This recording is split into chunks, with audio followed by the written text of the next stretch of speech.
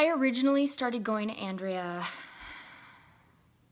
gosh, it must have been 2013 or 2014.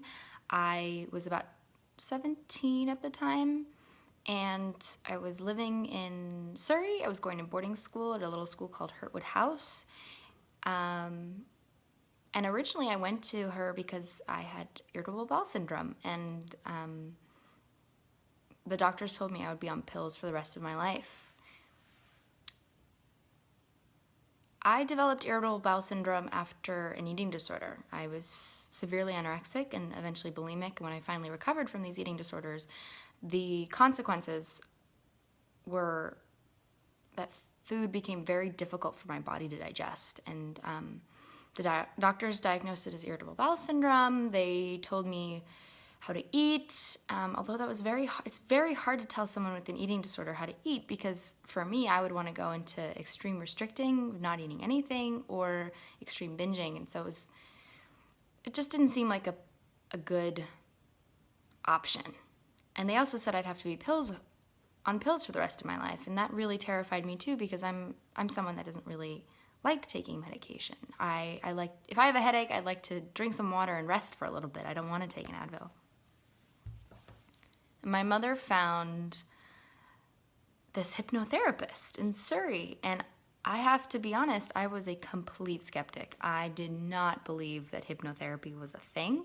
I'd heard of hypnosis before, and I didn't believe in that, and I'd done therapy before, and that had never really worked for me either, because just talking about my problems didn't seem like enough. But I was desperate and willing, and I tried her. And I remember our first session. She has this beautiful little cottage, and her office looked out on her garden, and there was this little fountain. And I remember our first session, and I was very honest. I said, I don't believe that this is going to work. She was like, that's fine. And we did our first session, and I think 2 or 3 sessions later, I was 100% cured of irritable bowel syndrome. And it has, to this day, it's been, gosh, 3 or 4 years. To this day, I still do not have irritable bowel syndrome. And in fact, she was not only able to go and cure my irritable bowel syndrome, she went beyond, and she found out why my eating disorder came up in the first place. And we worked on why I have food issues, and we worked on my insecurities. And I had a really toxic friendship in my boarding school, and she was just this like anchor, this light that I was able to connect with, and she would heal me on a level that I didn't know needed healing. One of the most amazing things, though, about this experience is that I have developed a relationship with this person. You know, she's a mother, she's a friend, she's a beautiful human being. And over these past years, you know, I moved back to the States where I'm from, but I've now rekindled our connection, and I'm so grateful to have someone like her in my life who just wants to help people. That's all.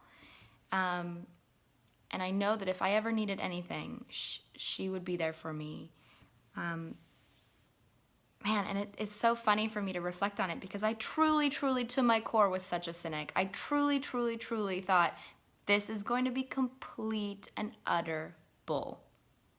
And it wasn't. It saved my life at the time. I really believe that it saved my life, and that I wouldn't be who I am today. And so grateful to be cured of all my food issues. I wouldn't be who I am today without her.